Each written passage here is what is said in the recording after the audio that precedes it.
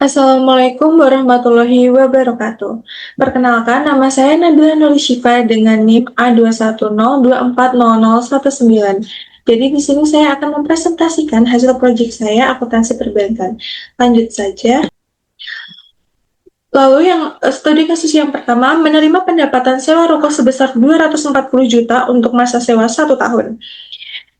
Di sini mengidentifikasi jenis pajak, yaitu PPh pasal 4 ayat 2, yang dimana PPh ini termasuk PPh karena ini termasuk pendapatan yang seulang.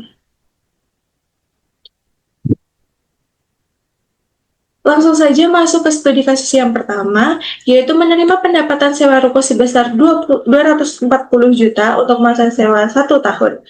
Mengidentifikasi jenis pajak, yaitu PPh final pasal 4 ayat 2, karena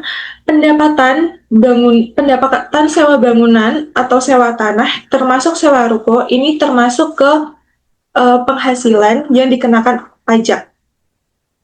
Lalu ini termasuk pajak final yang dimana ini adalah sekali bayar. Jadi bayar jadi pembayaran ini itu bersifat selesai dan tidak dikenakan dalam SPT tahunan.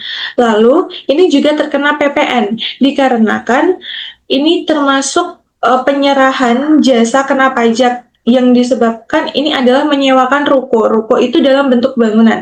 Maka ini termasuk penyerahan jasa terkena pajak. Lalu, yang kedua yaitu menghitung pajak terhutang PPh final pasal 4 ayat 2. Yang pertama yaitu PPh final pasal 4 ayat 2 yang dikenakan 10%, dan 10% ini dapat dari PPh final pasal 4 ayat 2 tersebut. Lalu yang dikalikan dengan penghasilan bruto yang sebesar 240 juta yang di mana hasilnya yaitu 24 juta. Lalu, ini juga terkena PPN 11%. Karena PPN saat ini adalah 11%, maka 11% dikalikan dengan pendapatan bruto yaitu 240%, dan hasilnya yaitu 26 juta rupiah. Lalu pajak ini adalah pajak yang tidak diperhitungkan kembali dalam penghasilan kena pajak. Pajak yang sudah bersifat final itu tidak bisa dapat diperhitungkan kembali ke penghasilan kena pajak. Walaupun perusahaan ini sudah termasuk penghasilan kena pajak, tapi jika sudah termasuk pajak final ini tidak bisa.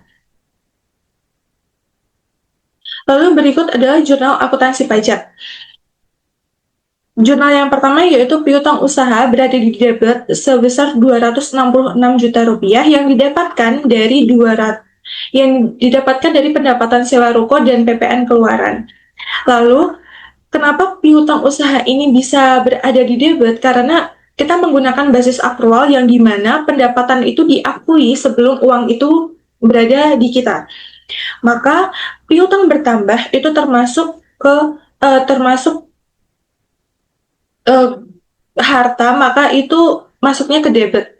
Lalu pendapatan sewa ruko berada di kredit sebesar 240 juta, lalu PPN keluaran 26 juta. PPN keluaran ini kita dapatkan saat kita menyewakan barang tersebut kepada orang.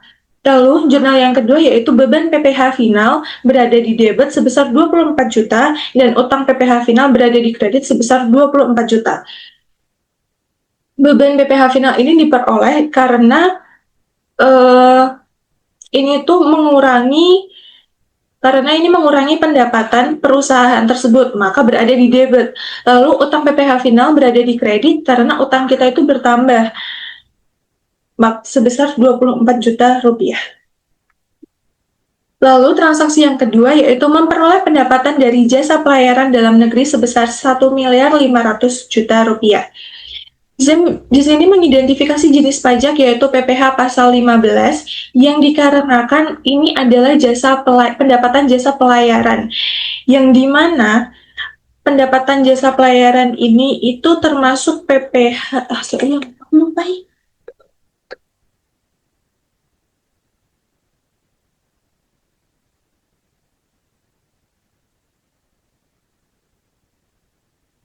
Oh, Ya, sekarang transaksi yang kedua yaitu memperoleh pendapatan dari jasa pelayaran dalam negeri sebesar 1 miliar 500 juta rupiah. Yang pertama, mengidentifikasi jenis pajak dan menentukan tersebut pajak final atau tidak. Nah, ini termasuk PPh pasal 15, dikarenakan ini termasuk jasa pelayaran. Jasa pelayaran ini adalah norma khusus yang tidak digabungkan dengan pajak umum. Lalu ini termasuk pajak final dikarenakan ini tidak diambil dari SPT tahunan dan pajak ini juga dibayar dalam sekali saja. Lalu ini tidak terkena PPN. Nah, karena ini adalah jasa pelayaran dalam negeri, yang dimana jasa pelayaran ini adalah norma khusus, maka tidak dikenalkan pajak. Lalu ini ada menghitung pajak terhutang PPh pasal 15. Yang pertama itu 30% dikali 4% dikali penghasilan brutonya. Nah, 30% ini didapat dari pajak terhutangnya dan 4% ini didapat dari PPNB-nya. Lalu penghasilan brutonya itu 1.500.000.000, yang maka dihasilkan 18 juta. Nah, 1,2% ini juga didapat dari 30% dikali 4%-nya, maka 1,2%. Nah, 1,2% ini dikali dengan penghasilan brutonya, maka itu dapat 18 juta juga. Lalu pajak ini adalah pajak yang tidak diperhitungkan kembali dalam penghasilan kena pajak, karena ini adalah pajak yang dimana termasuk pajak final yang tidak diperhitungkan kembali dalam pajak penghasilan lainnya. Berikut adalah jurnal akuntansi pajaknya. Nah, jurnal yang pertama yaitu piutang usaha sebesar 1.500.000.000 berada di debit, lalu pendapatan jasa pelayaran berada di kredit sebesar 1.500.000.000 rupiah. Piutang usaha berada di debit karena bertambah, karena kita sudah mengakui pendapatan walaupun kita belum menerima uangnya. Lalu beban PPh final itu berada di debit dan utang PPh pasal 15 itu berada di kredit sebesar 18 juta. Nah, beban ini mengurangi pendapatan, maka itu akan berada di debit karena beban bertambah itu posisi akan berada di debit, dan utang ini berada di kredit karena kita juga menambah utang kita, maka dari itu kita posisikan utang itu berada di kredit. Lalu yang ketiga, transaksi yang ketiga yaitu menjual kendaraan bermotor mewah kepada konsumen akhir dengan nilai penjualan sebesar 800 juta. Nah, ini mengidentifikasi jenis pajak yang menentukan penghasilan tersebut final atau tidak. Ini termasuk BKP, karena perusahaan ini sudah termasuk perusahaan penghasilan kena pajak atau PKP. Maka ini termasuk BKP itu juga karena kendaraan ini ini tuh barang yang terkena pajak.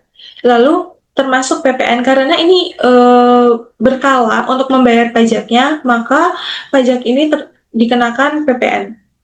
Dan ini juga termasuk PPNBM yang dimana adalah pajak penjualan atas barang mewah. Karena di sini ada kalimat menjual kendaraan bermotor mewah kepada konsumen akhir. Lalu ini tidak termasuk pajak final dikarenakan ini bisa dikreditkan dan bisa pembayaran secara berkala. Setelah itu menghitung pajak terhutang PPN dan PPNBM. PPN 11% yang dimana pada tahun ini adalah PPN 11% dikalikan dengan penghasilan brutonya yaitu 800 juta. Jadi hasilnya adalah 88 juta. Lalu PPNBM-nya 20%, yang dimana kita dapat 20% ini dalam informasi tambahan sebelumnya, yaitu 20% dikalikan dengan penghasilan bruto sebesar 800 juta, maka hasilnya 160 juta. Dan ini pajak ini dapat diperhitungkan kembali dalam penghasilan kena pajak karena ini sudah termasuk BKP dan perusahaan ini termasuk PKP. Maka dari itu ini bisa dapat diperhitungkan kembali ke dalam penghasilan kena pajak.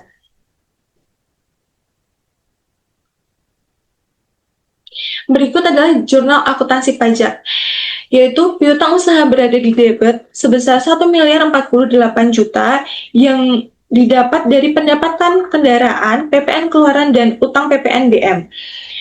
Piutang usaha berada di debit karena kita piutang kita bertambah dikarenakan kita sudah mengakui pendapatan dan kita tuh belum menerima uangnya. Maka dari itu, piutang berada di debit. Lalu pendapatan kendaraan sebesar 800 juta dan PPN keluaran 88 juta yang diperoleh dari kita menjual barang. Lalu utang PPNBM sebesar 160 juta yang diperoleh dari kita belum membayar pajak penjualan atas barang mewah tersebut. Lalu transaksi yang keempat yaitu beban jamuan relasi bisnis sebesar 60 juta tanpa daftar nominatif.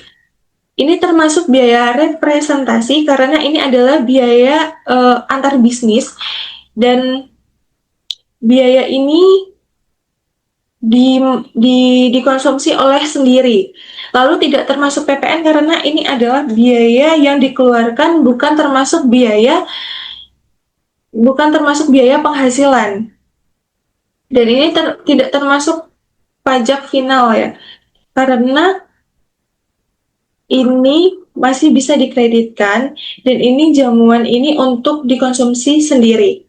Lalu ini tidak ada penghitungan pajak terhutang dan ini termasuk beban yang tidak dapat dikurangkan dikarenakan ini tidak bersifat fiskal, yaitu tanpa daftar nominatif yang dimana tidak dapat untuk dikurangkan. Lalu berikut jurnal akuntansi pajak, ini tidak di jurnal karena ini bukan termasuk beban pajak, tapi ini tetap di jurnal di dalam akuntansi komersial. Dan ini jurnalnya yaitu beban jamuan relasi berada di debit karena kita memiliki hubungan antar bisnis tersebut, lalu utang usaha berada di kredit karena kita belum membayar dari beban tersebut sebesar 60 juta rupiah. Lalu selanjutnya yaitu membayar gaji karyawan sebesar 300 juta rupiah.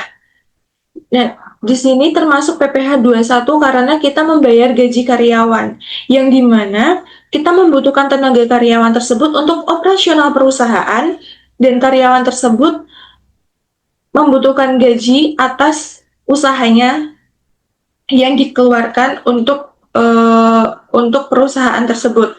Lalu ini tidak termasuk pajak final karena ini bisa dikreditkan dan ini bisa masuk ke dalam SPT tahunan.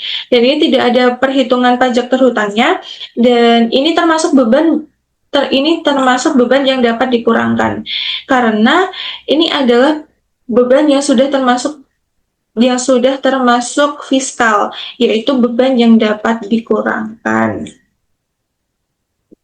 Nah, ini jurnal akuntansi pajaknya. Ini sama seperti yang sebelumnya, tidak di jurnal dalam akuntansi pajak, karena ini bukan termasuk beban pajak, tetapi ini tetap masuk ke dalam jurnal akuntansi komersial, yang dimana beban gaji berada di debit karena kita mengeluarkan gaji, lalu utang usaha berada di kredit karena kita belum membayarkan gaji tersebut.